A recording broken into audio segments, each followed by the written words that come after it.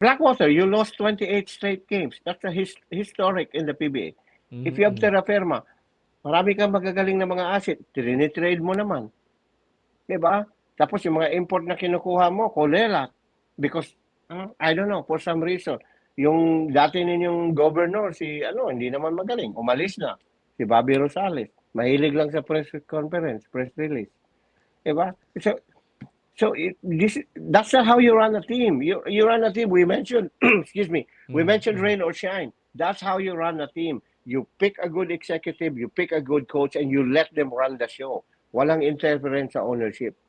Problema sa Blackwater, si Giselle Ducy, he runs the show. He's a good businessman. Look at Everbelina. Ang galing.